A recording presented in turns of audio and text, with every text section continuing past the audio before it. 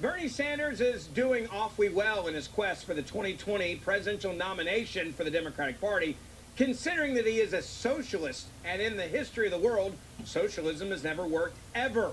And I mean anywhere in the world. At a recent CNN town hall, one audience member asked him why we should trust socialism over capitalism. Take a look at this video from CNN. It's amazing. So we have political right, freedom of religion. And all of that is enormously important. But you know what we don't have? We don't have guarantees regarding economic rights. And way back in 1944, in a little known, a little publicized State of the Union speech, Franklin Delano Roosevelt said something. And I'm paraphrasing. But he said, you know, when we talk about human freedom and rights, we've got to understand that everybody needs a decent paying job, that people need health care, that people need education. And all over the world, these ideas are taking place. You go to countries in Scandinavia, of course healthcare is a right. Higher education is free. They have strong preschool programs. They make sure that their elderly folks can retire in dignity. These are not radical ideas. So what democratic socialism means to me is having in a civilized society the understanding that we can make sure that all of our people live in security and in dignity. Now, don't worry, we didn't make an editing mistake. I did not cut out the part where Bernie Sanders actually compares capitalism and socialism, because he never actually addressed her question. And the reason is extremely obvious. Capitalism wins every damn time over socialism. And don't fall for this new word he added in there, democratic socialism. You can add the word democratic to socialism, Bernie, but it doesn't change the fact that it's still socialism.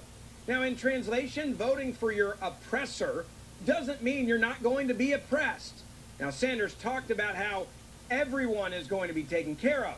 Everyone is going to have everything they need. And the government will take care of every citizen cradle to grave.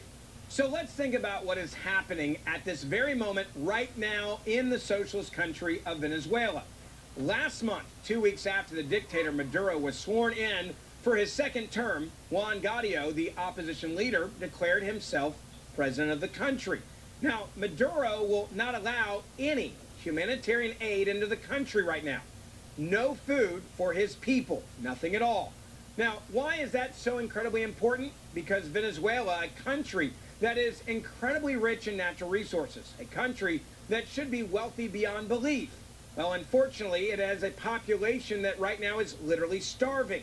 And human rights groups are reporting that food and water is being blocked by the socialist dictator Maduro, all in a move to keep control by having a physically weak population that cannot physically stand up to him.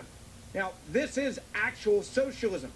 This is what socialism does. You literally have people that are eating out of garbage cans. Now, there's a massive shortage of day-to-day necessities like milk, diapers, and even toilet paper.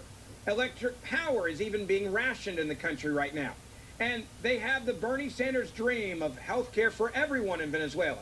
Well, guess what? There's overcrowding. There's no medicine. And doctors don't have the tools they need to save people's lives from basic health risks. In translation, something like a simple cut or the flu can kill you in Venezuela. Human rights groups are now reporting that newborns and the elderly are dying unattended in the hospitals. They're too weak for doctors, they say, to even try to save them, and medicine, they say, can't be wasted because they're running out of it. Now let's move to inflation. It's become so extreme that Venezuelan money is now actually worth less than the fictional money used in the online game world of Warcraft.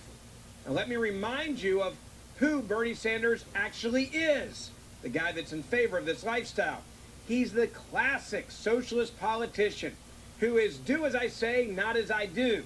He's actually a lot like Maduro himself. After all, they both have multiple houses. They both have extreme personal wealth that they've gained through government control. We don't know exactly how much money Bernie, or Maduro for that matter, has. In fact, Bernie won't release his tax returns to the American people.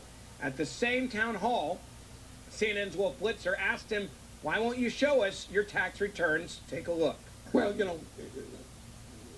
the delay is not, it'll bore, our tax returns will bore you to death. It's simply nothing special about them. It just was a mechanical issue. We don't have accountants in home. My wife does most of it, and we will get that stuff out. So when do you think we'll be able to see your tax return? Sooner than later. Well, what does that mean? Soon. Soon. Yes. Look, I don't know if Bernie is going to be the wealthiest candidate running in this 2020 election, but I do know that any socialist worth his salt shouldn't own multiple homes or cars, for that matter. If you look at what socialism stands for, it's unnecessary to have any belongings at all that are above the average human needs. I'm just waiting for somebody in the media to ask why he hasn't redistributed some of his homes or cars, or maybe some of the millions of dollars in his bank account that he's got from being in our government. I'll leave it there. That's it for the Ferguson File today, and I'll see you back here real soon on Blaze TV.